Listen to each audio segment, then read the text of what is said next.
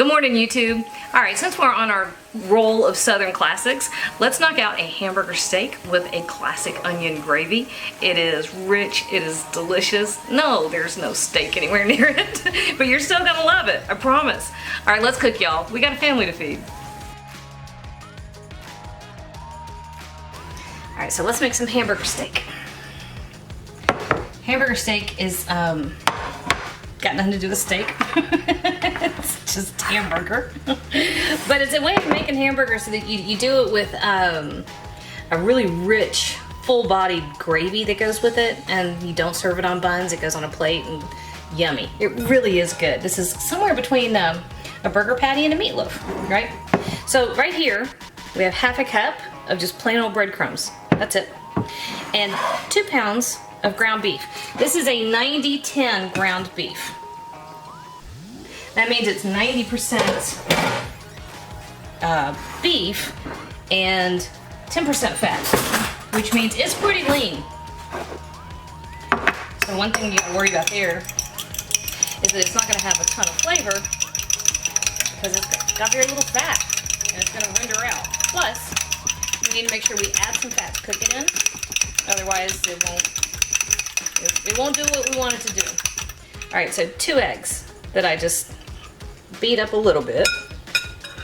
Now, because it's got no fat, we're gonna give it some flavor in a few other ways. And one of those is kosher salt.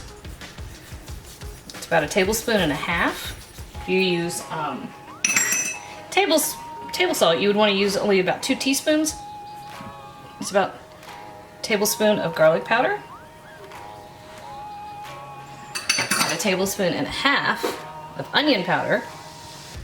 I see recipes for stuff like this and it says 1/2 teaspoon of something. I'm like, why bother? Because you're not you're not putting enough in there to make any difference. All right, this is about 1 teaspoon of red pepper flake. Maybe a little bit less. I went kind of light on the red pepper flake. But a good 2 tablespoons of Worcestershire sauce. All right, so here's what I'm gonna do. I'm gonna turn it off while I do it because I'm gonna get real messy. All right, so here's our mixture. I'm going to, with my hands, super clean hands, clean, super clean hands, I'm going to mix this really well, and then I'm going to shape it into patties, okay? Easy, that's easy. All right, so we got everything mixed up. Ta-da! And I actually ended up with 9 patties instead of 8, so these are slightly less than 1/4 pound. Theoretically, you can make 8. When I made 8, I had one great big one, and another one, whatever. Nobody cares. All right, so here we go. We're going to this side. All right, so we've got our big skillet over medium heat. Just 1 tablespoon or so of olive oil. Oops, I lost the top of my thing. Okay, see, that's it. Medium heat, guys. All right, so all I'm gonna do at this point is find a spatula. And I'm gonna brown these on both sides.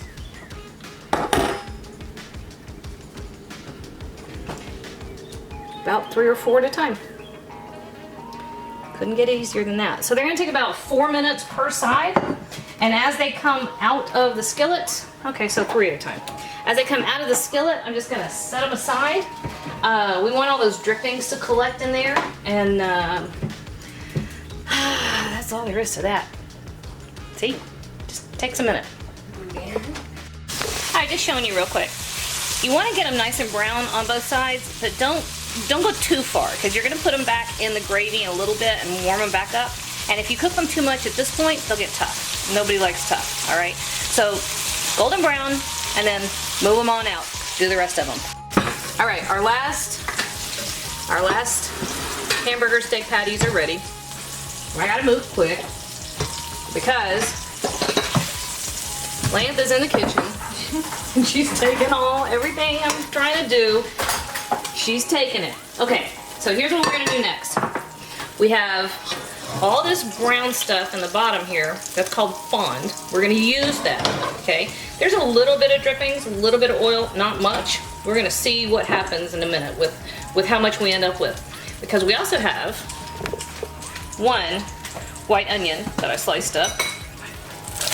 And that's going right in there. We're just gonna saute that in the drippings for about 5 minutes. And as we work, we're gonna scrape up all the brown bits off the bottom, because that's where all the flavor is, right? Flavor. So that's it. We're just sauteing for a minute. All right, here we go. Perfect. Now, I did not add anything else to this pan. I let the moisture that comes out of the onions deglaze all that stuff from the bottom of the pan as they were cooking, and they've gotten nice and soft and sweet, right? So we're ready to quickly finish the rest of our sauce. Now, we did not end up with a whole lot of fat at the bottom here to build our sauce with, so I am going to add 2 tablespoons of butter to this. Otherwise, we may end up with a lumpy sauce because we don't have enough of the drippings, because we only had a tablespoon of oil, and it was really low-fat beef. And that doesn't give us a whole lot to work with as far as building a sauce, right? So 2 tablespoons of butter right in there, and that's going to melt in. And to that, I'm going to add about 2.5 tablespoons of flour. Just plain old all-purpose flour. I've got a little more sitting here if I think I need it. I probably won't. And this is it. You just stir all this in. That butter is melting. The flour is becoming incorporated into those onions. I might add a touch more flour. See, that absorbed really fast. So I think I am going to go ahead and add a little bit more. You don't want your gravy to be super thick, but you don't want it to be too runny either. So another tablespoon of flour is just about right. Yeah. And as that flour cooks, continue to scrape up the goop on the bottom. All that goop, the stuff, the fond on the bottom of your skillet, that is all flavor. You want it in your dish. You don't want it in the sink when you're doing your dishes. Okay, we're adding just a tablespoon of either red wine or apple cider vinegar. I have apple cider. We're adding a tablespoon of dried thyme. If I had fresh thyme, I would rather use that. I'm out. So you would use a good handful of fresh thyme. Oh, I love thyme and onions. That fragrance is amazing. And then 3 to 4 cups of beef broth. Now I'm going to do the thing and tell you to use homemade. However, when it comes to beef broth, even I make broth all the time. I always have homemade broth sitting around. And even I find it difficult to make as much broth, period, as I want to use. I really find it hard to make beef broth as much as I use. We don't eat all that much beef. And when we do, it's going to be inexpensive cuts that you don't make broth or stock from. So we use ground beef occasionally, rarely anything other than that. So don't feel bad about using the boxed broth.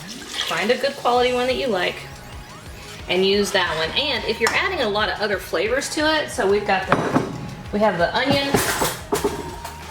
we have the drippings from the beef, the steaks, hamburger steaks, we have the thyme, the apple cider vinegar. All of those things are going to bolster the flavor of your canned or boxed broth and make it taste way better. Probably not exactly homemade, but not bad. All right, at this point, you're going to give it a taste. Couple things. Black pepper. We need a lot. I really pour on the black pepper. And our broth is kind of a little insipid, so I'm going to add a good 2 teaspoons of kosher salt. And I'm going to give it another stir and another taste while I'm waiting on it to come up to a boil. It has to come all the way up to a boil to reach its full thickening power. Flour won't thicken to its fullest degree until you do that. Hi, kid. Hey, Mom. Alright, so let's give it another taste. Ooh, now that's getting good. Alright, y'all, we're just coming up to a boil. As soon as that happens, we're going to add our gravy and our hamburger steaks, and everybody's going to get together, and all of us going to be happy. Alright, here's all we got to do. We are nicely simmering, okay? Once we're at a simmer like this, that means our flour has come all the way up to its fullest thickening power. This is as thick as it's gonna get right here. All right, so here's what we're gonna do. I know I did it again. I didn't hit the record button. Okay, all you missed was me taking this skillet off of the stove and dumping it in here. So I have all our hamburger steaks in here. Well, no, Lance stole one, so I'm down one. I have most of our hamburger steaks in here. And I waited until that gravy came all the way up to a simmer. And as it came to a simmer, that's as much as it's gonna thicken. So as it came to a simmer, did a final taste for salt and pepper. And here's what we have. Now you can use a platter, but I like capturing all that gravy because the best thing you can do is serve this over mashed potatoes, right? That's the good stuff. Gravy with mashed potatoes is the bomb, isn't it? It's the best. especially your gravy. Thanks, buddy. You want to take a bite? Okay. No onions. You don't have to have onions. How about I just do a pretty plate and you can pretend the onions aren't there. And then, why am I doing stingy little gravy with this little bitty spoon? I don't know. I don't know either. Because that is how that should happen. Even better if you have a giant pile of mashed potatoes. And That's a what great you big should spoon use. for, okay, thank you. All right, Joey, gonna be my tester? Yeah.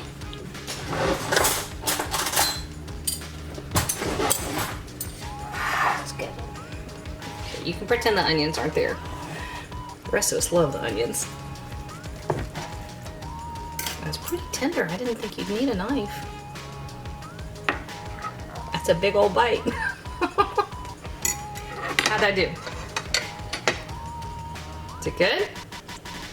Okay, great. YouTube can't see you, so they don't know that you're smiling. Actually, let's see. Oh yeah, super tender.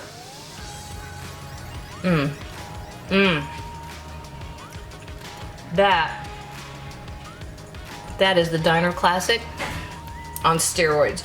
So rich, so full of flavor, so good. Tender and just freaking delicious. Try that, y'all. That's gonna make you happy too. Hey YouTube, thanks for watching. And if you thought that video was helpful, do me a huge favor. Hit like, hit subscribe, hit the little bell so you get a notification whenever I post a new video.